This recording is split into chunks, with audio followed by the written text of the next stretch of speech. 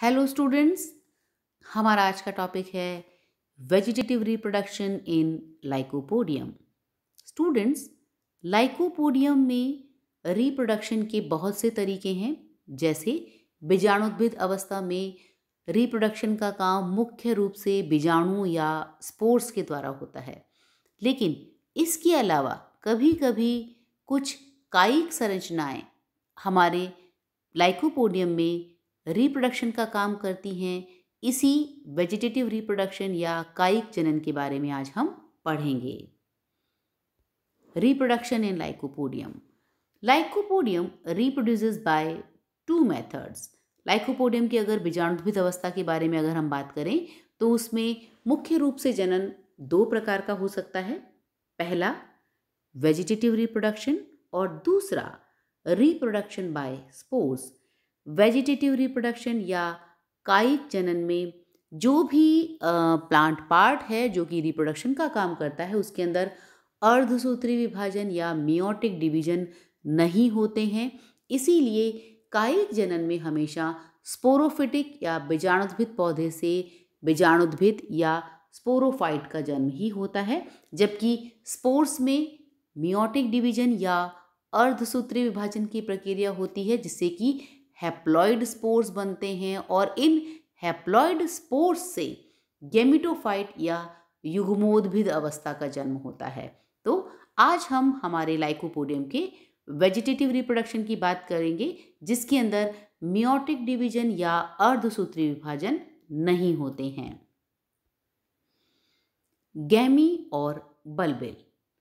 In a few species like lycopodium selago, certain buds-like structure known as gamy or bulbil are usually produce a large number on new stem tips annually.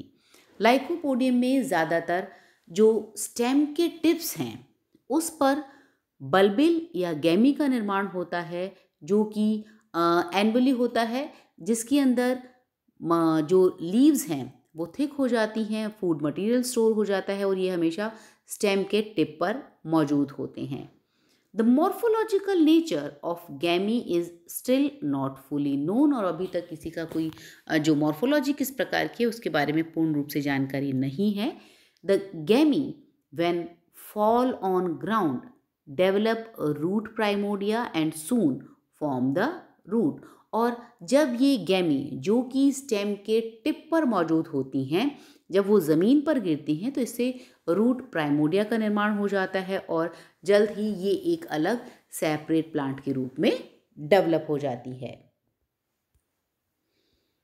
इस diagram में हम देख सकते हैं कि जो हमारा लाइकोपोडियम का प्लांट है जिसके अंदर पत्तियां स्टेम को चारों ओर से घेरे रहती है, इसके अंदर जब रिप्रोडक्शन के लिए स्पोरेंजियम या बीजाणुधानियां बनती हैं ज़्यादातर, उसके ऊपर कुछ जो स्टेम के टिप है उसकी पत्तियां कंपैरेटिवली थिक हो जाती हैं और उसके अंदर फूड स्टोर हो जाता है और ये कॉम्पैक्टली अरेंज होती हैं। और इस तरीके की जो कुछ पत्तियां आपस में जुड़ी हुई हैं, कॉम्पैक्टली अरेंज हैं और थिक हैं, इन पत्तियों के ग्रुप को हम गैमा कहते हैं।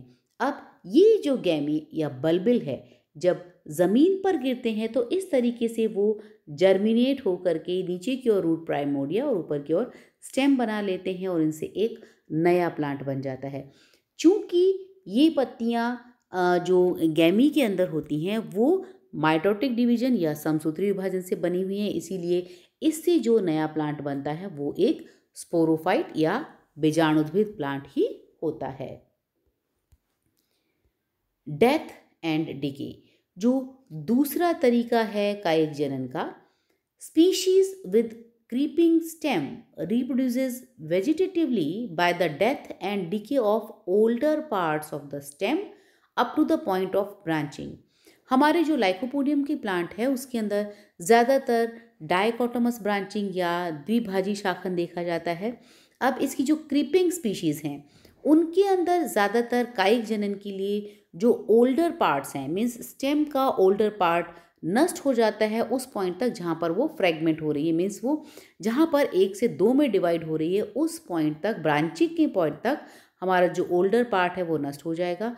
और जहाँ पर ब्रांचिंग शुरू हो रही है, तो वहाँ तक डिके होने पे जितनी ब्रांचेस हैं वो अलग अलग हो जाएंगी, और these separates the branches which later on grow independently. और जितनी ब्रांचेस हैं वो एक इंडिविजुअल प्लांट बना लेती हैं।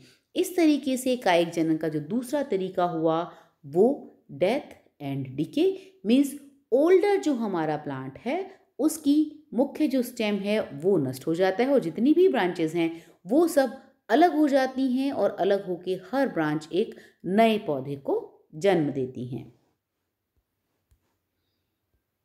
रेस्टिंग बर्ड्स, तीसरा तरीका है वेजिटेटिव रिप्रोडक्शन का, रेस्टिंग बर्ड्स।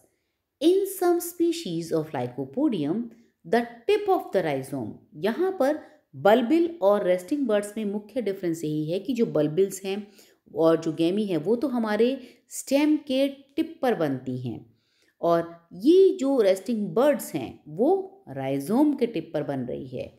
और branches store food material and become thick with crowded leaves, और यहाँ पर भी जो राइजोम की टिप है उस पर की जो पत्तियाँ हैं वो थिक हो जाती हैं, फूड मटेरियल को स्टोर कर लेती हैं, और ये जो पत्तियाँ हैं वो आपस में जुड़ करके एक बड लाइक स्ट्रक्चर बनाती हैं जिसको हम रेस्टिंग बड कहते हैं। During unfavorable conditions or winters, the whole plant dies except these resting birds। और resting birds में जब अनफेवरेबल कंडीशंस होती हैं, मीन्स प्लांट के ग्रोथ के लिए सूटेबल कंडीशंस नहीं है, वो सर्वाइव नहीं कर सकता है, तो उस कंडीशन में पूरा का पूरा जो प्लांट है वो डेड हो जाता है, एक्सेप्ट जो हमारी रेस्टिंग बर्ड्स हैं, मीन्स जिसके अंदर कुछ पत्तियां हैं, जिनके अंदर फूड मटेरियल स्टोर है और वो कॉम्पैक्टली अरेंज हैं। ये रेस्टिंग बर्ड्स बच जाती हैं कब? जब अनफेवरेबल कंडीशंस है या टेम्परेचर बहुत कम है तब। Which in the coming spring resumes growth and develop into a new plant. और ये डोरमेंट अवस्था में रहती है, और जब नेक्स्ट सीजन में स्प्रिंग सीजन आता है तो हर जो रेस्टिंग बर्ड है वो ग्रो कर जाती है और एक नए प्लांट के रूप में डेवलप हो जाती है।